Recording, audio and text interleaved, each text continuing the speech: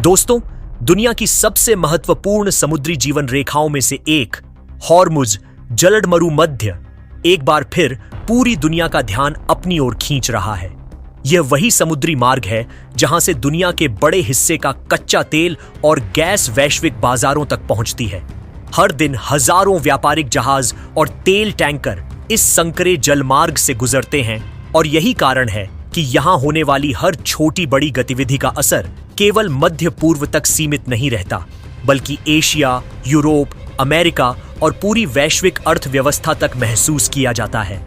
भारत के लिए भी यह समुद्री क्षेत्र केवल एक अंतरराष्ट्रीय जलमार्ग नहीं, बल्कि उसकी ऊर्जा सुरक्षा, व्यापारिक हितों और समुद्री रणनीति का अत्यंत महत्वपूर्ण हिस्सा है।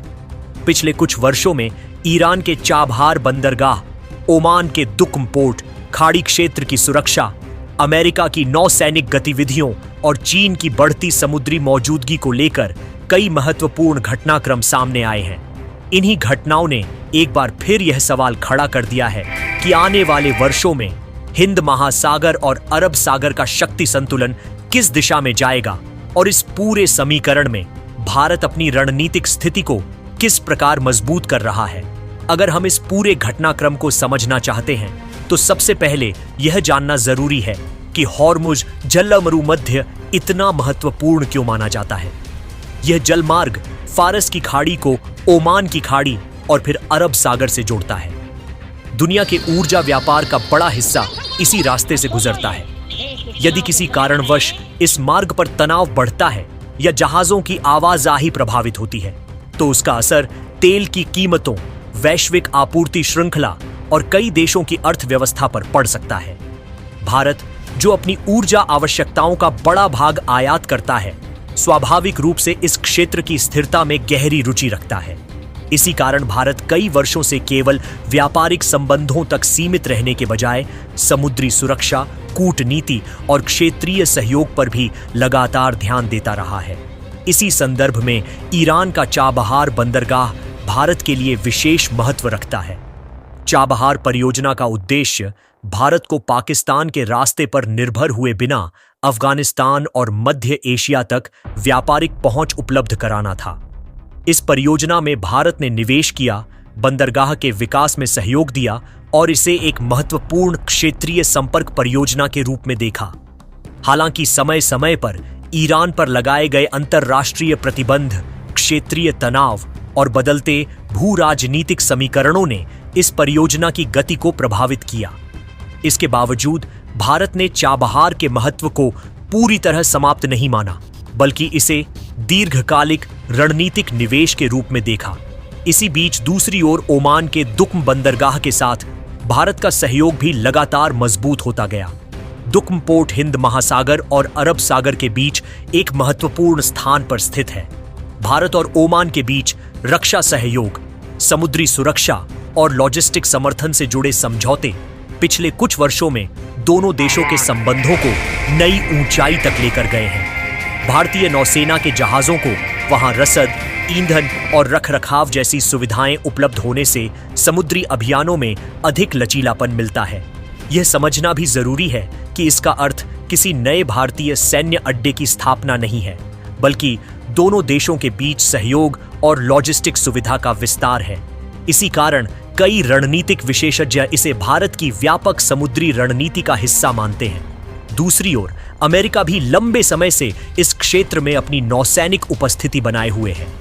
अमेरिकी नौसेना का उद्देश्य आधिकारिक रूप से अंतरराष्ट्रीय समुद्री मार्गों की सुरक्षा, व्यापारिक जहाजों की आवाजाही और क्षेत्रीय स्थिरता को बनाए रखना बताया जाता है। समय समय पर क्षेत्रीय तनाव बढ़ने पर अमेरिका अतिरिक्त युद्धपोत, विध्वंसक जहाज और निगरानी संसाधन भी तैनात करता रहा है। इन गतिविधियों का सीधा संबंध ऊर्जा आपूर्ति की सुरक्षा और समुद्री व्यापार की निरंतरता से जुड़ा माना जाता है। इसी दौरान चीन भी हिंद महासागर क्षेत्र में अपनी समुद्री उपस्थिति बढ़ाने के प्रयास करता रहा है।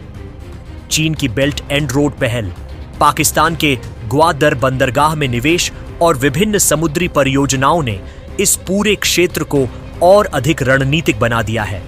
भारत इन सभी घटनाक्रमों को केवल प्रतिस्पर्धा के रूप में नहीं, बल्कि एक व्यापक सुरक्षा और आर्थिक चुनौती के रूप में देखता है। यही कारण है कि नई दिल्ली ने एक ऐसी नीति अपनाई है जिसमें किसी एक बंदरगाह या एकमात्र समुद्री मार्ग पर निर्भर रहने के बजाय की सुरक्षा सुनिश्चित करने का प्रयास किया जा रहा है। ओमान, संयुक्त अरब अमीरात, सऊदी अरब, फ्रांस, ऑस्ट्रेलिया, जापान और अन्य साझेदार देशों के साथ भारत के समुद्री संबंध इसी व्यापक सोच का हिस्सा माने जाते हैं। विशेषज्ञों का कहना है कि आधुनिक समय में समुद्री शक्ति केवल युद्ध पोतों की संख्या से तय नहीं होती, बल्कि भरोसेमंद साझेदारियों, सुरक्षित आपूर्ति श्रृंखला, लॉजिस्टिक नेटवर्क, तकनीकी सहयोग और त्वरित प्रतिक्रिया क्षमता से भी तय होती है। भारत ने पिछले कुछ वर्षों में इन्हीं क्षेत्रों पर विशेष ध्यान दिया है। भारतीय नौसेना की परिचालन क्षमता, समुद्री निगरानी, तटीय सुरक्षा, लंबी दूरी के गश्ती विमान और मित्र देशों के साथ संयुक्त अभ्यास इसी रणनीति का हिस्सा है। इसके साथ ही भारत ने हिंद महासागर क्षेत्र में मानवीय सहायता, आपदा राहत और समुद्री सुरक्षा अभियानों के माध्यम से भी अपनी जिम्मेदार भूमिका को मजबूत किया है। यही कारण है कि कई अंतर्राष्ट्रीय विश्लेषक भारत को क्षेत्र में एक महत्वपूर्ण समुद्री भागीदार के रूप में देखते हैं। हालांकि यह भी उतना ही महत्वपूर्ण है कि बदलते भू राजनीतिक माहौल में किसी भी एक घटना को अंतिम निष्कर्ष मान लेना उचित नहीं होगा। चाबहार, दुख्म, हॉर्मुज, ग्वादर और अन्य समुद्री केंद्रों का महत्व समय के साथ क्षेत्रीय राजनीति, आर्थिक परिस्थितियों और अंतर्राष्ट्रीय संबंधों के अनुसार बदल सकता है। इसलिए किसी भी रणनीतिक विश्लेषण में तथ्यों, आधिकारिक बयानों और दीर्घकालिक नीतियों को ध्यान में रखना आवश्यक है। लेकिन इतना निश्चित है कि हिंद महासागर और अरब सागर आने वाले वर्षों में वैश्विक शक्ति संतुलन के सबसे महत्वपूर्ण क्षेत्रों में बने रहेंगे और भारत इस पूरे क्षेत्र में अपनी आर्थिक, कूटनीतिक और समुद्री उपस्थिति को लगातार मजबूत करने की दिशा में काम करता रहेगा। इसी बदलते शक्ति संतुलन के बीच आगे की कहानी और भी रोचक हो जाती है, क्योंकि अब चर्चा केवल बंदरगाहों तक सीमित नहीं रहती, बल्कि ऊर्जा सुरक्षा, समुद्री व्यापार, क्षेत्रीय साझेदारियों और भविष्य की रणनीतिक प्रतिस्पर्धा तक पहुंच जाती है, जहां हर निर्णय आने वाले दशकों की दिशा तय कर सकता है।